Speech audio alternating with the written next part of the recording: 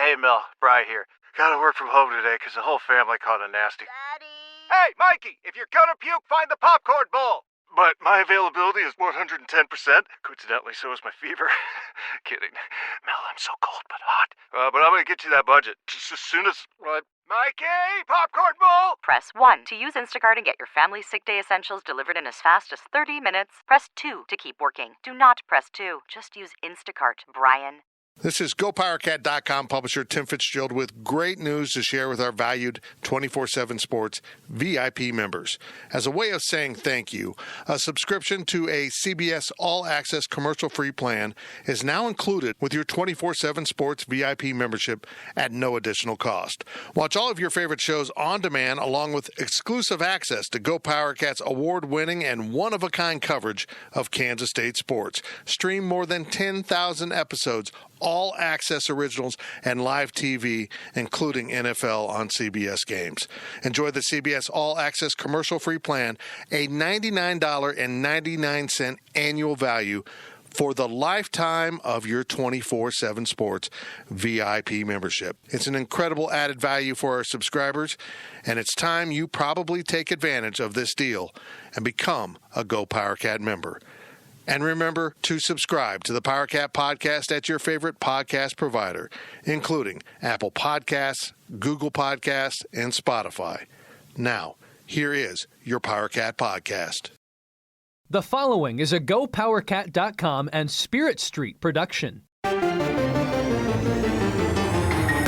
You've discovered your link to GoPowerCat.com's Tannahill and Spiller Powercat Podcast, presented by Fridge Wholesale Liquor, and it starts right now.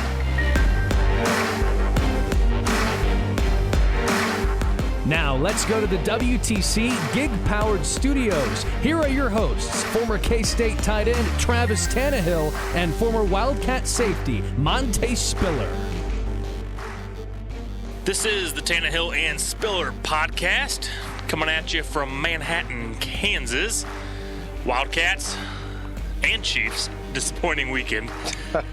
But, Monty, how you doing today? Doing all right? I'm good, man. You know, the sun always rises. After Saturday night's game, I was disappointed, but it was kind of weird. I wasn't, overwhelmingly upset about the loss like I've had been in the past. We had our opportunities to win, but, it's still a lot of season left, and we can finish up with a 9-win season, outside of a bowl game. So, yeah, this was a game I think everyone was pretty nervous about.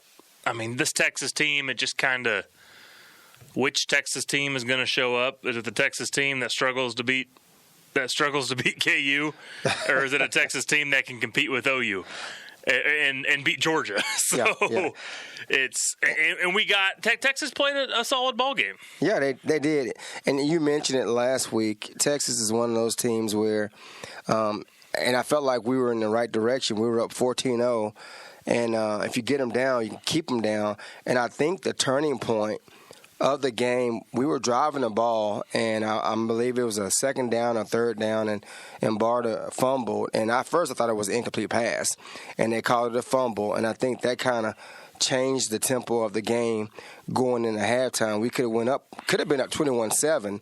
Rather, we didn't. We went in, I believe it was 14-7. Yeah, 14-7 and a half. Yeah, it could have been 21-7 rather than 14-7.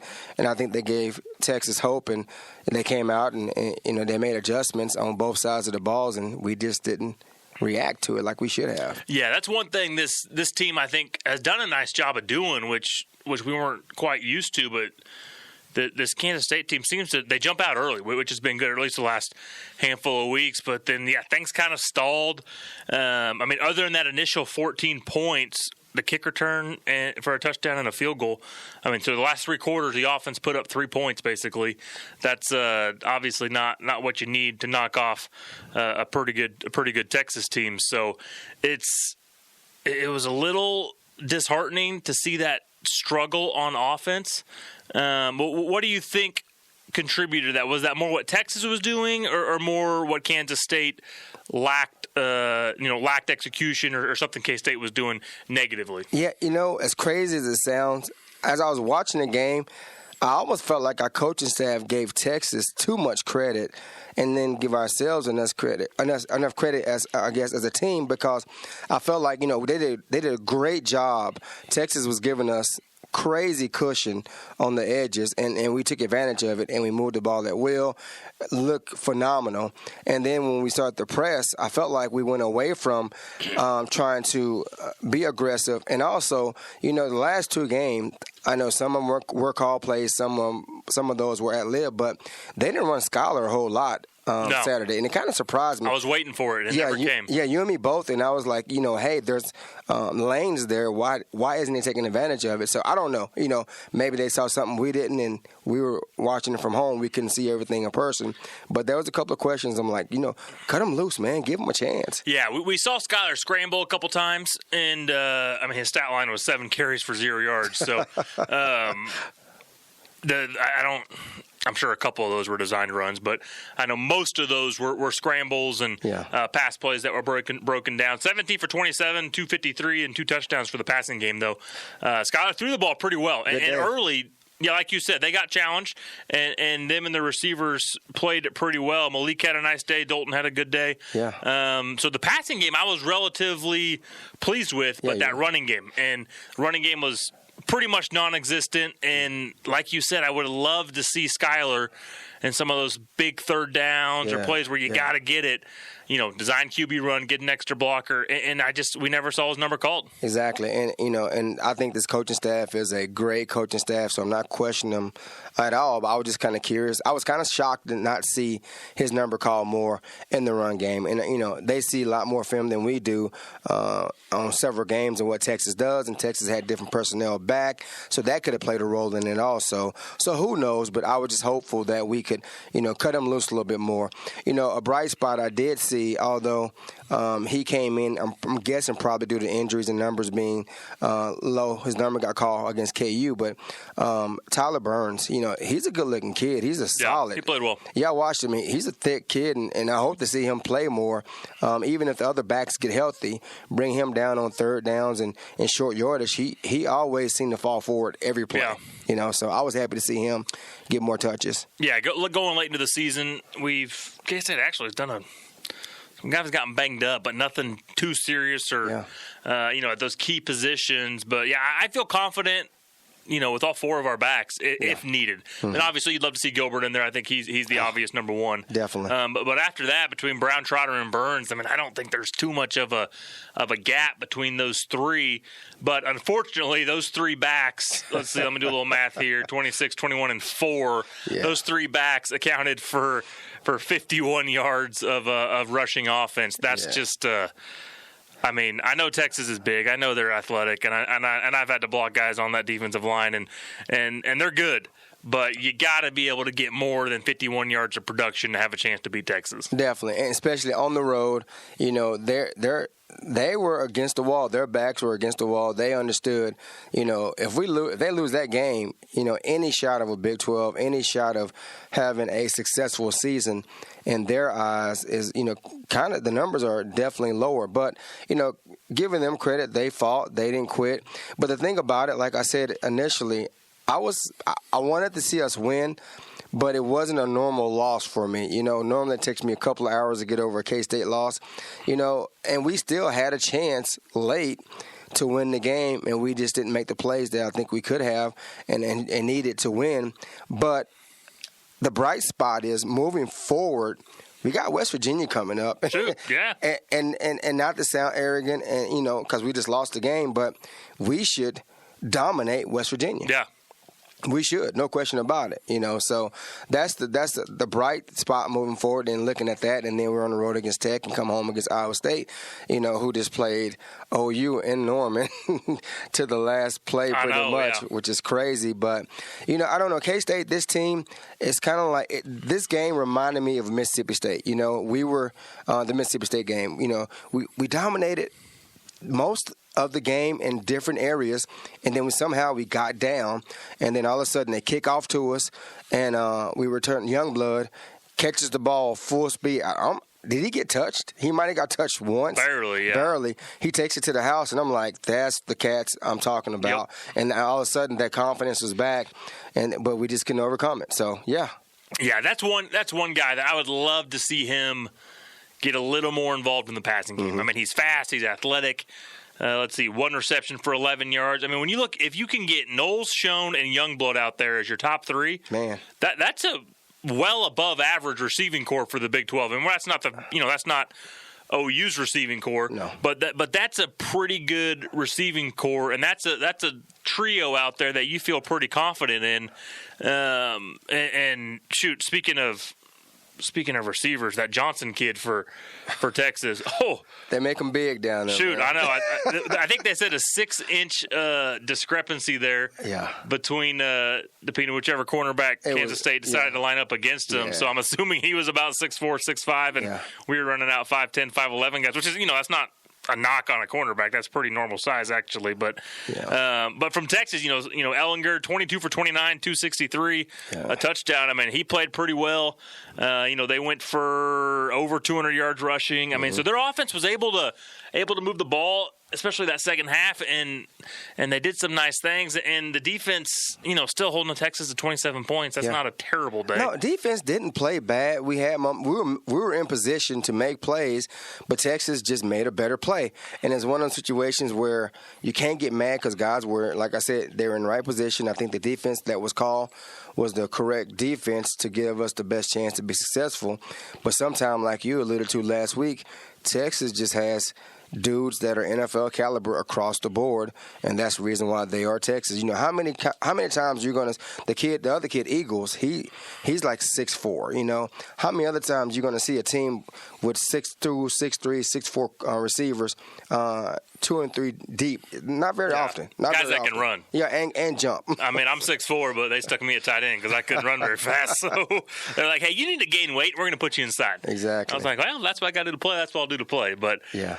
I still think probably the thing, if you're Kansas State and you go in and watch that film today or Sunday or Monday for them, I mean, they had the ball inside the 40 twice. Yes. Driving. Yes. In that second quarter, I think they were both in the second quarter, I believe, and came up with 0 points. No field goal opportunity. Nothing. Both punts, and I think, man, that just. When both those happen, I was like, man, you can't leave potentially 14 points on the board against Texas. Yep. That's going to come back to haunt you, and it proved to do so. It did. And on the road, it's one of those things where, and like I said before, Texas was desperate, and we should have, and I think we were desperate as well because we understood what's in front of us. But like you said, we can't afford to leave points. Even 3 points is better than none. And punting. Shoot, you get 3 both those times, 6. And 6 points, yeah. Shoot, we lost by 3. Yeah, I mean, we win by a field goal instead of lose by a field goal. I'll take it. A win is a win. But that's one of those things. And I think I know we got spoiled, and not just you and I, the fan base. When you beat OU and you manhandle KU and you go into a game favored in some places, not all places, because you're ranked. Texas not, but all those on the road, Texas is still favored, I think, in a lot of places. But we have to understand we still are a relatively young team, first-year coaches, and all of our running backs are mostly first-year guys in this system. Right. Skylar Stiller Jr., new system. O-line, albeit seniors, the schemes are still new. And I'm not making excuses for them, but we got to keep in mind there are going to be times where they make mistakes. Yep. So. Absolutely. And that's not, that Barta. Shoot, what's he? Is he a freshman? Sophomore, maybe? He's young. He's young. Redshirt freshman or sophomore. Yeah, he's young. I know that. Yep. So, fumbled. It happens. I mean, not to, we all do. I never fumbled, but Barta, you can fumble. You cold, man. I know. Shoot, he can beat me up. They're the Barta family. They're tougher. Family, they're tougher than snot. So they are. I can't talk crap on them. Daddy, grandpa, daddy, all of them. Shoot, but okay, going down to the last few minutes of that ball game, Texas is driving. Right. Tie ball game. Obviously, what I know, I find myself I spend 50% of the time watching TV and 50% of the time on Twitter while I'm watching the game. So, hey, everyone's saying, just let them score. And I'm like, man. And so, first off, what's your thoughts as a defender? Could you let them score, like, just from a pride standpoint? No. And second off, like, what are your thoughts on how that all played out? Because literally, I mean, we never got the ball back. We never had a chance. Right. That's one of those things where, as a defensive-minded guy, you never want to let somebody score. Albeit it might be a good strategy moving forward, depending on how much time you have, depending on how much timeout you have. And we hadn't moved the ball against them well the second half, fourth quarter at all, really, to be honest with you. So you hope for – I'm thinking strip the ball, get a penalty or something against them, push them back further to make this a field goal more difficult. So that's what I'm thinking. So, don't let them score. You wrap them up. One guy hold them up. Try to get the ball out. Do what you can to try to get it back to maybe go into overtime or get the ball and you score late. But, I don't think I would ever want to allow a team to score to get the ball back. I just can't see it. Yeah, and I probably agree with you, and I think you have to make that decision, like, super early on. Yeah. Like, I don't know when that drive started, maybe 2.5 minutes left. I mean, if they get across the 50 or get to the 40 going in, it's like, hey, guys, like, pull the troops. Right. We got to give our offense, like, 90 seconds at least to drive down the field to put up because then they got to put up a touchdown. They don't got to put up a field goal. Right. And so I know they got that penalty with, like, 25 seconds left, and I saw fans like, decline it, let them score. Yeah. It's like, shoot, no, not with 25 seconds left. I mean, we're not driving the field in 25 seconds. Exactly, unless we get a phenomenal kickoff return. Yeah, kickoff return. And they're kicking it out of bounds on the ground. Yeah, they're going to sky kick that bad boy, and we're going to catch a 30-yard line and get killed. Yep. So, I mean, if you do that, you got to do that about 2 minutes, and then that's just a hard. Yeah. I mean, you just got to. I don't know. It's a tough spot to be in. I don't think there is a right decision to make. Yeah. I think you probably trust your defense to go out there and make a play. Right. Because then once they haven't made a play, then the clock's too low, and you're kind of stuck between a rock and a hard place. Because you did see it with the Chiefs on Sunday. Yeah. I mean, you saw them botch a field goal to win the game. Oh, my gosh. What was going on with I have no idea. And so, I mean, that's what you're hoping for, young kids making mistakes under pressure. And it's – I don't know. I'm with you. Yeah. If I'm playing defense, I don't think I can let them score. Yeah, I don't think I know any guy with a defensive mind would allow that. It's not normal. Yeah, hold them up, punch that ball out, and see what you can get done. But shoot, tough situation. I think Kleiman made the right call there, but fortunately it didn't pan out for us. But and moving forward. The bright spot is we have 3 winnable games ahead of us. And the Big 12, it's like how many people actually gave Iowa State a chance to compete and to be in the game that late against Oklahoma on the road? Shoot, it was like a 2 or 3 score game in like the first quarter, and I turned it off. I was like, I'm done. Yeah. So you never know what happened. I'm not saying that we're going to, mathematically, we still have an opportunity to make it to the Big 12. We have to win out, obviously, and have a couple other teams lose, Oklahoma and Texas. And, if Baylor wins out, it is what it is. They end up playing whoever the number 2 team is. But, so we keep playing, and we still have a lot to play for. And I know Coach Kleiman and the guys are going to refocus, forget about this loss, look at what they did wrong. And like I said, get ready for a West Virginia team who just lost this past weekend as well. And I'm thinking it's a home game. Kids understand what's at stake, and if I believe that the K-State fans will come out in numbers like we always do and take it to West Virginia and get that winning feeling back. So yeah, I think you got to feel pretty good. If you're Kansas State, I mean, I know we all got a little excited there about the possibility of a Big 12. Not a possibility, like pretty decent odds of making a Big 12 championship game if K-State wins out. And I mean, that's not – Baylor beating OU is not, they're probably going to be favored. It's doable, yeah. Yeah, very doable. Yeah. So, I mean, if Kansas State found a way to take care of business, and taking care of business – Texas was our hardest part of that business. So, I agree. Got a little excited there, and honestly, probably could have, should have won that game against Texas. But like you said, we're in a great spot. Yeah, still at 6 wins. Yeah, man, we're chugging a lot along. 3 games left. I think everyone's still pleasantly surprised and very, very happy the direction this program's heading. But like you said, West Virginia coming into town, not not playing too well. They just got their fannies waxed 38-17 by a pretty average Texas Tech team. In West Virginia, at Morgantown. So in Morgantown. Yeah. I mean, the week before that, they were able to compete against Baylor, which you know how it is. I don't know. I think Baylor might have taken a week off. I think Baylor probably overlooked them and said, hey, we're going to run these 10 plays and call it a day. Yep. But Neil Brown coming into town. Yeah. You didn't? Did you play with Blake? No, I know Blake. He's a little younger than you, right? Yeah, Blake's younger than me, but I know Blake and Inga both, and good friend of ours, and great people. And whenever somebody has K-State ties, I always wish them the best.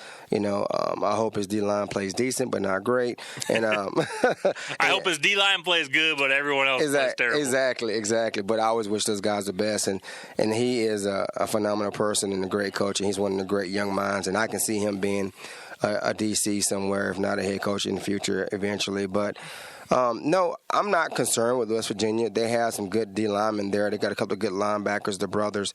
I think Sills are the last name. They both start either at linebacker or D-line, but they're good athletes, and they're always around the ball, so they're definitely going to give us a few problems. But I think our O-line is going to come back off this Texas loss and have a fire and really want to send a message to let people know, say, hey, that number 16 ranking we had in the playoff rankings or whatever they call it these days was not a fluke, and we lost to a good Texas team on the road by 3 points. So, yeah, we got Darius Stills and Dante Stills. There you go, Stills. Number 55 and number 56. Yes, sir. So don't on Saturday, don't D Stills. That's all you got to do. Exactly. 55, 56, D Stills, you're good to go. You are good to go. Yes, but indeed. Kendall there at quarterback, 26 out of 43 last week, 355, 2 INTs. Yeah. Kansas State can find a way to get a couple turnovers, and then from what it's West Virginia of old. Air raid, going to throw the ball. Neil Brown, he's obviously an air raid guy. Yep. Rushing wise, not a whole lot of production coming out of that West Virginia team all season. So hopefully, it might be D-line. Exactly. Deshaun, Hubert, Exactly. They're going to be able to pin their ears back and get after that quarterback. It's going to be a fun game for them. I think so. I think our D-line is going to have a heyday with these guys on Saturday, and I think our secondary can play well enough and keep coverage to give them time to get to the quarterback. And if we get up by 14, I honestly don't think West Virginia is made to come back from a 14-point deficit on the road, and I'm hoping the crowd will be rowdy and people understand how important this game is moving forward. So you know how it is too. I mean, when you're 3-6 and you get down 2-3 scores in the first second quarter, you just kind of you hate to say it, but it just kind of naturally happens. Like, well, this one's done. Let's just let's get back on the plane and regroup for next week. And what happens, a lot of coaches too, and I'm not saying that West Virginia will do it, they end up playing a lot of younger guys because they give them some quality minutes in a hostile environment, in a meaningful game per se, and they're building for the future. And I'm not saying that's not a knock against seniors and upperclassmen, but that's part of the game. Hey, we're getting our butts kicked, we're not winning, we're 3 and whatever. Let's get these young guys some minutes so they can get some experience for next year moving in, so it's not fresh. So, that gives us, and both sides of the ball. If we're winning, if we're up big, like we did against KU, we get some young guys in and give them minutes. So it's always, either side is a plus or a negative. So yeah, I remember my true freshman year, we were getting our butts kicked by Texas Tech, like 55-7, I think, in Texas Tech, in Lubbock. It was like sleeting. It was like the worst game of my life. Right. So, I'm a freshman, playing a little bit. I'm a second tight end, so I'm playing in like 2 tight end sets, and so I'm getting, 5-8 snaps a game maybe. Right. And probably the second to last, I probably got 2 full drives. Mastrud was the senior. Okay. And he was a really good tight end. He was one of our better players. And he was a little banged up, so they're like, all right, Mastrud, you're done. We're going to need you later on in the season if we want to win any games. Tannahill, you go in and just figure it out. And I remember I didn't break my thumb, but I hurt my thumb so bad. And I played 3 snaps in the fourth quarter. And I get to you get to the locker room and all right, if you're injured, go see the trainers, get ice, whatever. Yeah. And they were like, did you even play? You don't play. How'd you get hurt? Why are you here? Why are you here? You don't play yet. You're just a freshman. And I was like, no, I got in. I promise. So, were there special teams? No, it was. No, it was real. Your thumb is all messed up. How'd that even happen? Right. So Matt and Mindy still here today. Yep. Great trainers, do a great job. So got a little ice on it, didn't break it, and didn't miss a game. So. Right on. No, but like I said, moving forward, West Virginia on the road at Tech, and then we got Iowa State to finish up the regular season.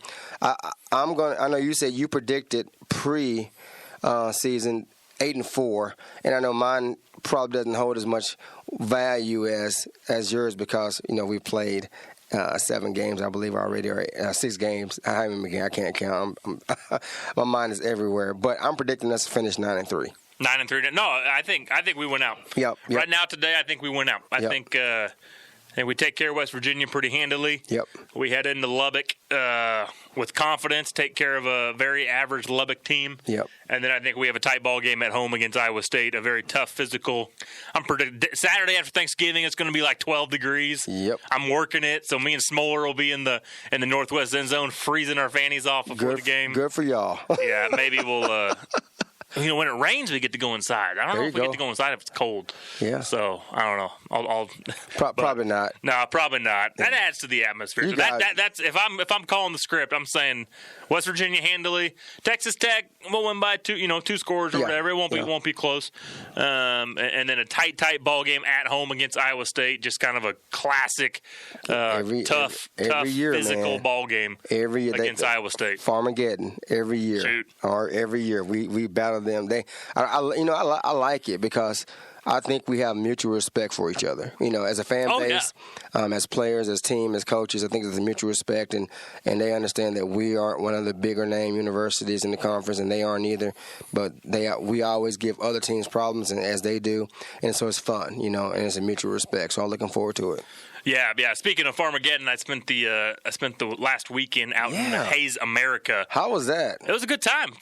Hanging around. I actually watched the game in a farm shop with little TV in the corner. Right. So it was a good time. Got to hang out with some great people. Zimmerman's out there. Okay. Appreciate the hospitality. Just a good old farm family out there, and let us chase some birds on their ground. So, but it was just, everyone's K-Staters out there. So it's just Western Kansas. Yeah, it was just great. We went to this party Friday night, opening day of pheasant season party. Right.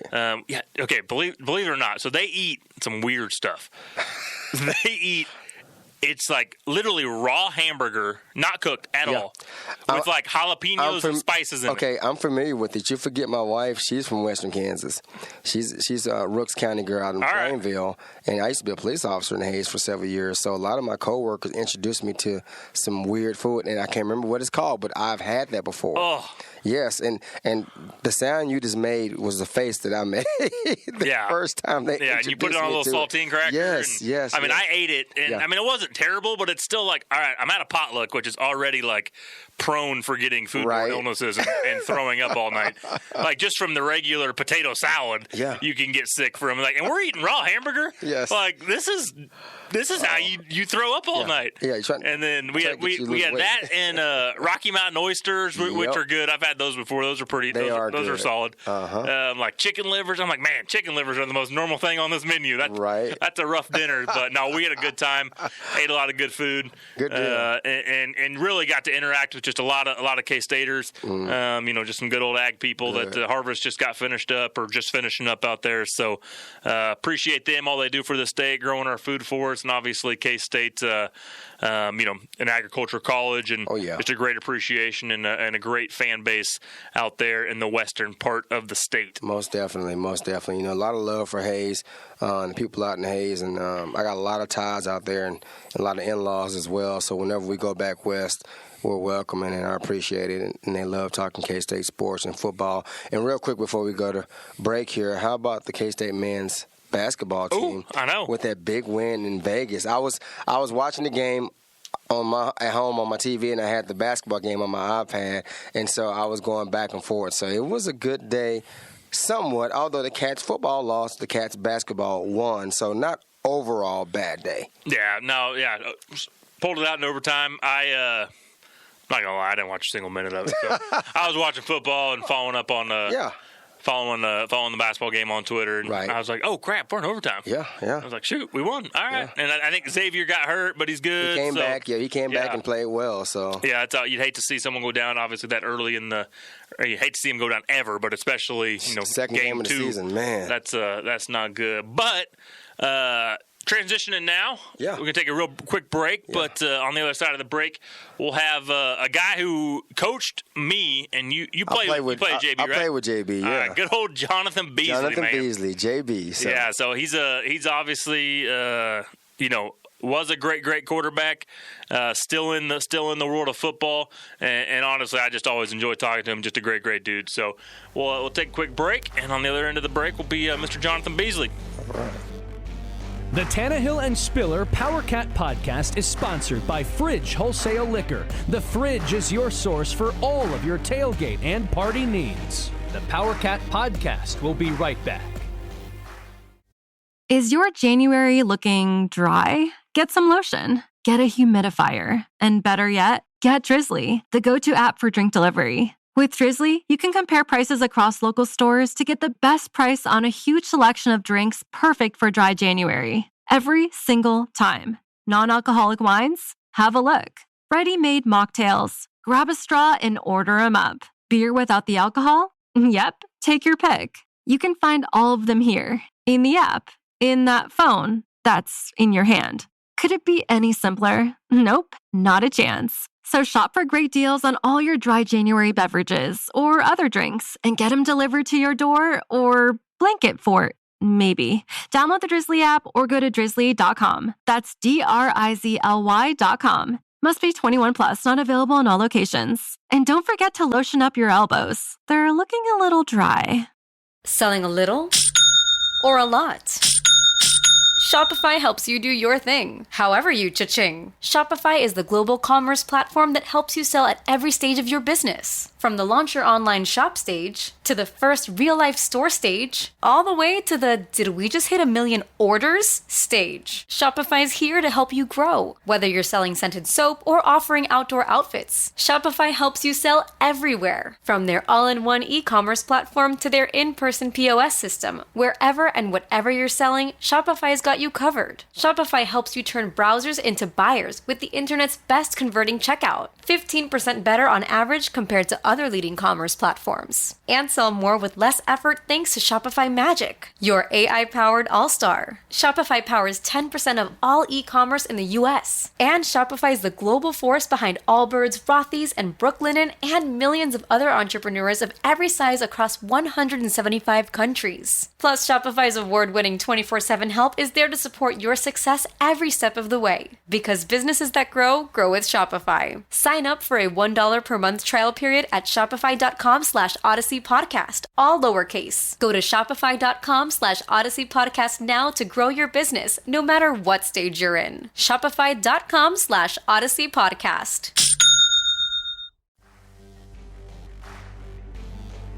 And now we return to the Tannahill and Spiller Powercat Podcast, sponsored by Fridge Wholesale Liquor. Welcome back. We got Mr. Jonathan Beasley on the line with us. Beasley, how you been, man? Pretty good. You? Oh, we're doing all right. Wish we were celebrating a Wildcat victory, but I hear you guys have been doing a lot of winning down there lately. So sounds like you had a good weekend.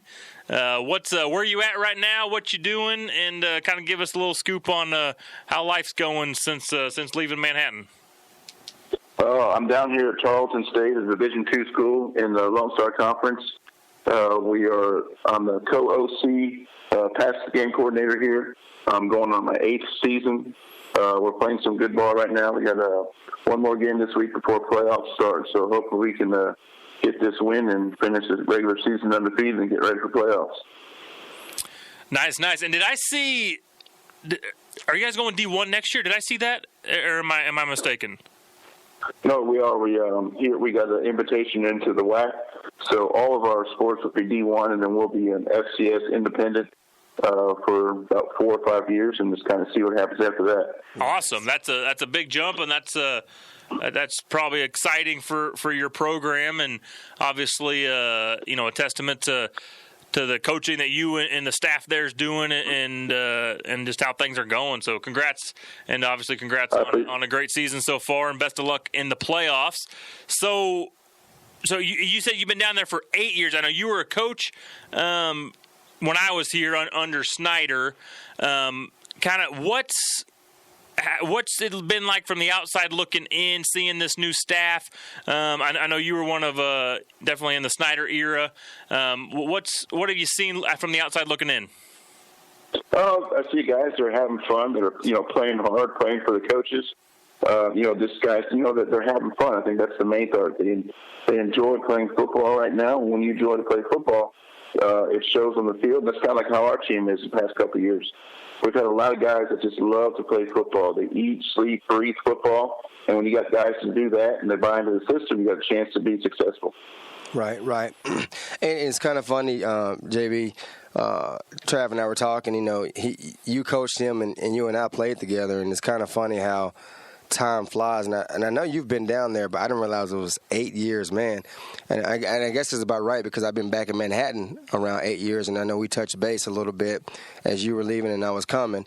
What else is going on with you, family-wise, and what do you, outside of coaching football, what do you do when you have downtime, if any at all? Oh, I got a little downtime.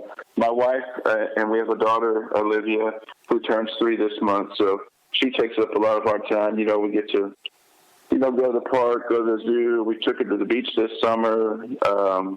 She's in dance and all that stuff. So, just try to enjoy life outside of football when you get the opportunities. One of the traditions that I've carried over from when I was at K-State is, every week every week my wife makes cookies for the players, and then we have the guys over before the season starts, and then we have them over one more time during the season and one time during the spring, just so they can, get to see us outside of football, not think that, you're always this kind of person on the field, coaching, all that stuff.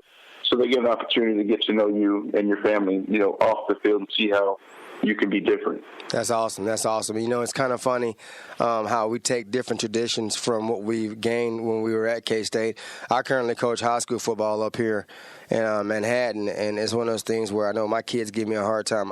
My oldest son plays for me. He's a freshman, but he gives me a hard time. They call me old man and such. Do your kids, and I'm pretty sure they know your history, and they probably are aware that you were a stud quarterback for us. Do any of them ever call you out on your arm strength, and you got to show them up every now and again in practice? Oh man, they call me out all the time, which is great because they look at you and they're like, man, you didn't play no quarterback, yada and all that stuff. So no, it's fun because I'll sit there and I'll warm up, and probably about a handful of the guys always want to challenge you. I started a game, the same thing here. This kind of started when I was at Montana State, where you start from the 20 and you throw at the goalpost. If you hit it, you move back. So now, right before practice starts, or the whistle blows for stretch, everyone grabs a football now, and they all want to throw it from the 20 to 30, 40 and try to hit it and all that stuff. So, it's fun. It's great to see those guys want to compete. And when you have guys doing that, that they love football, and that's what makes your team so great. Right. Yeah, I don't remember if Coach Ronnie would throw us balls or Coach Dimmel or who, but if we were having a good day of practice, they threw us balls because they were nice and easy. But if the tight ends were struggling, they'd bring old Jay Beasley over, and you'd just be firing and trying to break our fingers. It was never a good day when we had to catch bullets from Beasley from 15 yards away. But no, you could definitely sling it, and loved watching you play growing up, and enjoyed you as a coach. But going back to those players coming over for pregame or for meals early on before the season. I know you and we spent a lot of cold off-season practices sitting over on the sidelines talking about food. What is on the Jonathan Beasley menu for a roster full of players in your position room? It just depends, really. I talk to my wife, and we kind of, think about what we want to prepare for them and all that stuff. One year, the guys were like, Coach, you can't cook steaks. So, I told them, hey, if you guys chip in, just give me $5, and you know what? I'll get you guys steaks and all this stuff.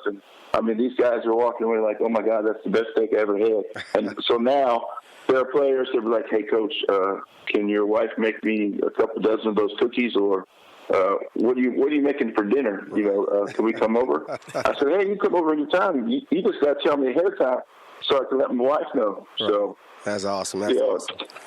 Hey, so Tannahill, we had some just off the subject. Tannahill, we had some great conversations.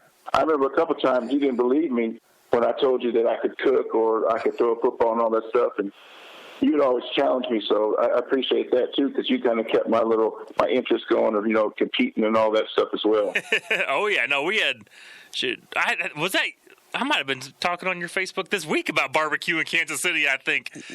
I did. Yeah, that was yours. Yeah, you were asking for Rex, yeah. and I was putting you in place. Don't go to those places. Go to the good places.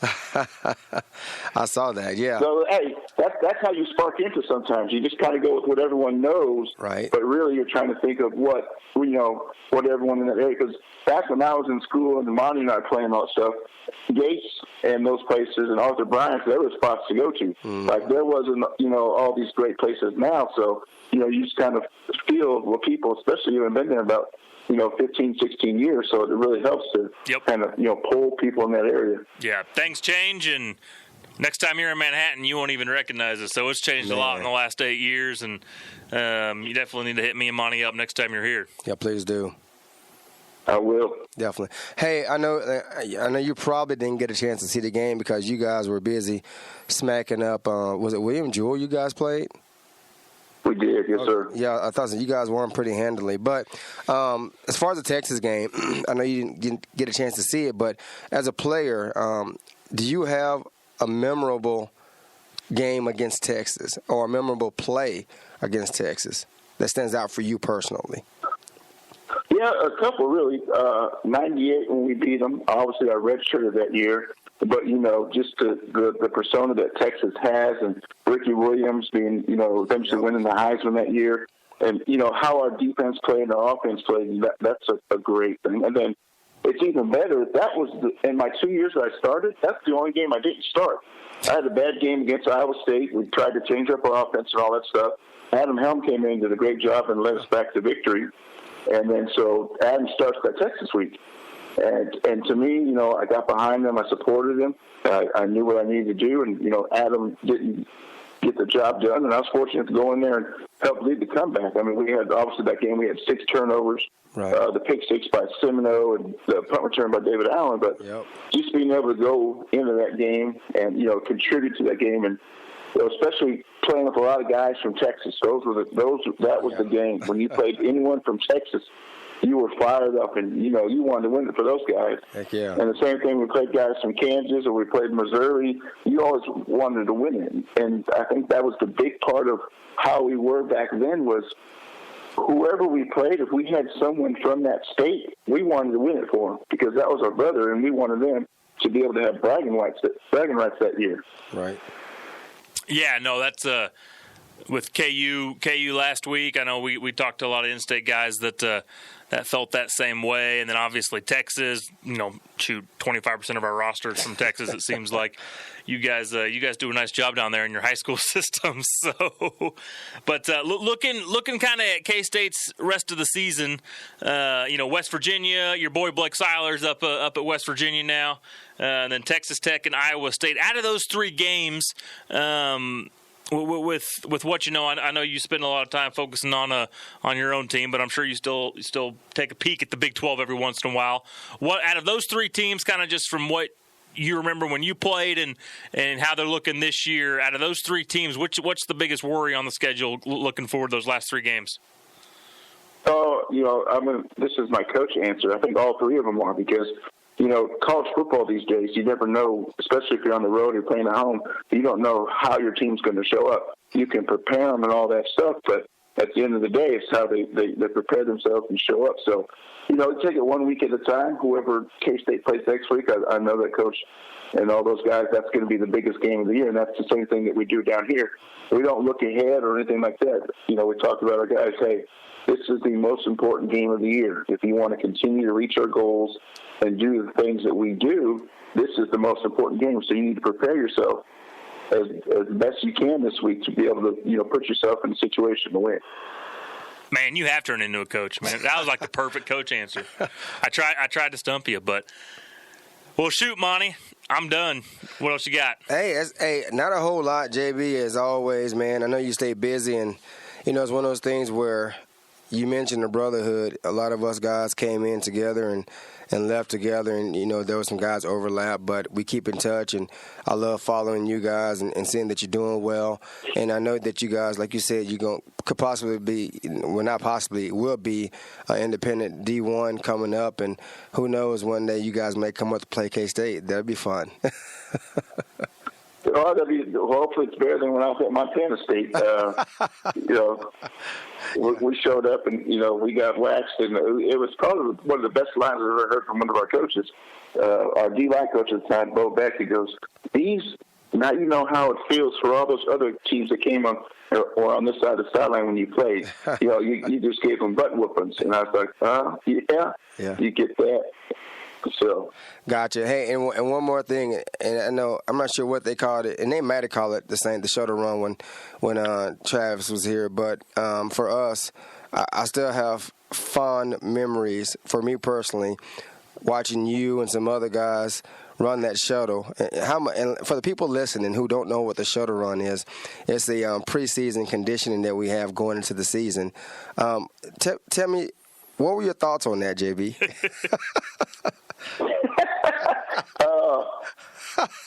I got to be politically correct, but that was hell. That was the worst conditioning test ever. You know what? Hey, but for the record, I passed every single one. Yes, you did. Yeah, so I hated it because I had to run the same time as quarterbacks, and I'm like, dude, I got like 40 pounds on these quarterbacks, and you too, Jonathan. I mean, you were a big quarterback. Tannahill, you guys there's no way you guys had it the same way that we did. So when we did it was based off of your 40 time in high school, regardless of whatever is reported. Yeah. So I came in at my freshman year, I had to run like a 45.99 because my best 40 through high school and stuff was reported at 4.59. So I had to average like 45.99. Yeah, on both of those, so it was crazy. It was brutal. It was sickening. It was sickening. Yeah, they broke it out by position groups after you left. I think I had to be under like 48, so I could do like 48.9. I think was what I had, and even that hurt. I mean, that sucked. Thank goodness we never have to do that again. I know it's fun. It's fun to talk about now, but back then I would sit up at night.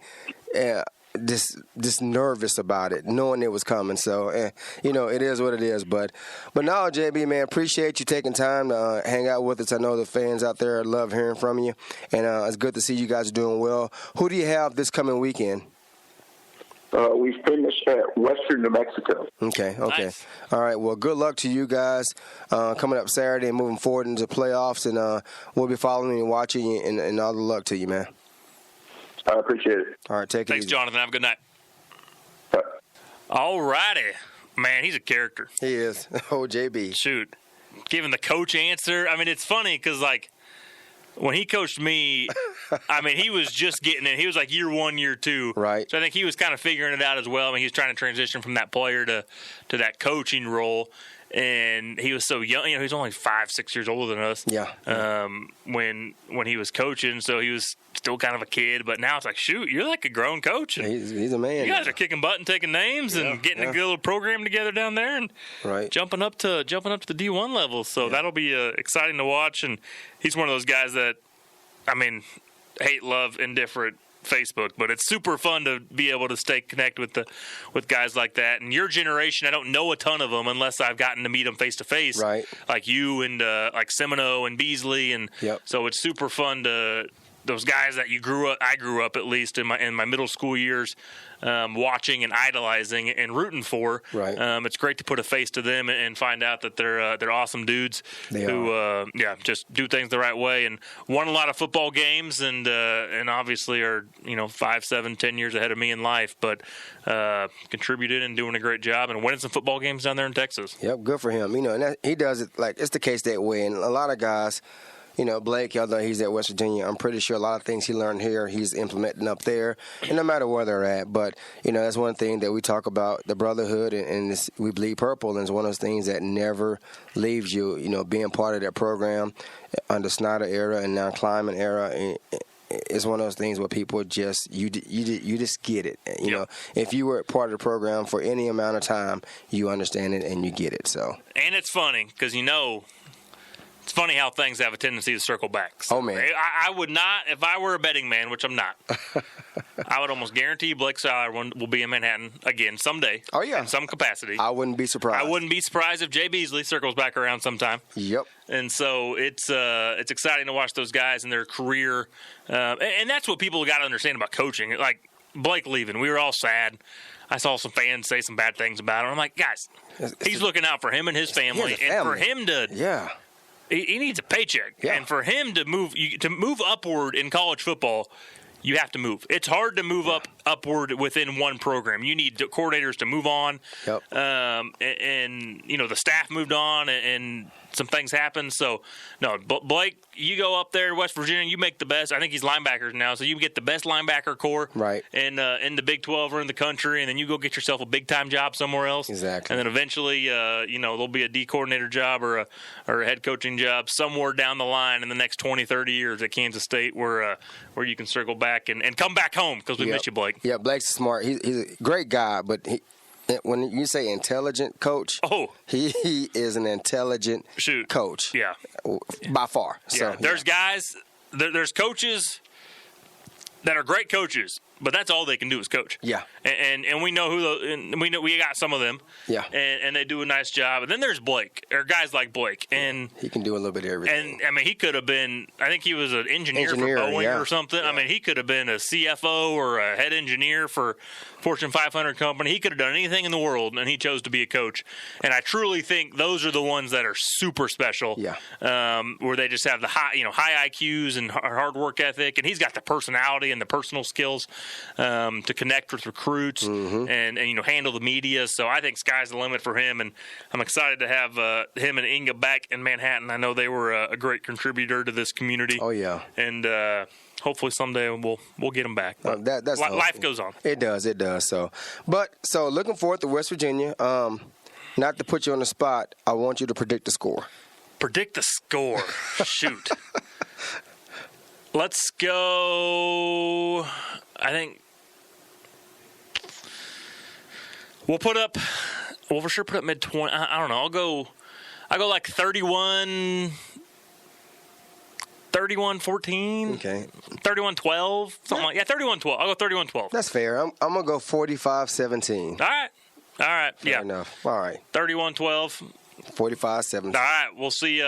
We'll see who gets it on the flip side. Obviously, 2 W's. That's all that matters. Of course. So, I'm assuming you didn't say K-State. I'm assuming K-State.